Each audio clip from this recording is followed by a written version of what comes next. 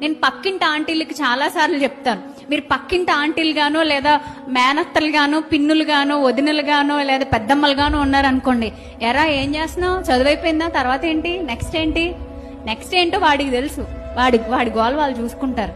మధ్యలో నువ్వు వెళ్ళి ప్రతిసారి పుల్లలు పెట్టుకుని పొడిచి అడుగుతావు చూసావా, డిగ్రీ అయిపోయింది ఖాళీగా ఉంటున్నావా, ఏంట్రా మరి పరిస్థితి, నీ వయసు వాళ్ళందరికి ఉద్యోగాలు వచ్చేసాయి, నీ వయసు వాళ్ళందరూ పెళ్లిళ్ళు చేసుకున్నప్పుడు సెటిల్ అయిపోయారు, నువ్వు ఎప్పుడు సెటిల్ అవుతావరా, నాకు ఎప్పుడు పెడతావరా పప్పు అన్నం, మా ఇద్దరు పప్పు కావాలంటే 2 గ్లాసులు పప్పు ఇంట్లో వేసుకుని వండుకు తినేసేయడమే.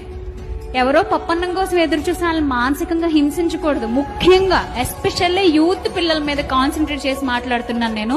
దయచేసి వాళ్ళ ఎమోషన్స్ తో ఆడుకోద్దండి, వాళ్ళని ఎలా పడితే అలా ట్రీట్ చేయొద్దండి. మీ పిల్లలు వాళ్ళ పిల్లలు ఇంచుమించు ఒకటే వయసు అయి ఉండొచ్చు, కాకపోయి ఉండొచ్చు. ఎన్ని మార్కులు వచ్చినాయి నీకు, అందులో నిలబెట్టి అడుగుతారు. ఓ మా వాడికి ఇన్ని వచ్చి నేను మళ్ళీ గొప్పగా డబ్బా కొట్టుకుంటారు. మీ వాడికి మ్యాథ్స్ లో 99 రావచ్చు, అవతల పిల్లకి ఇది 50 రావచ్చు. అలాగని మీ వాడితో అమ్మాయి ఏమీ తీసిపోయే అమ్మాయి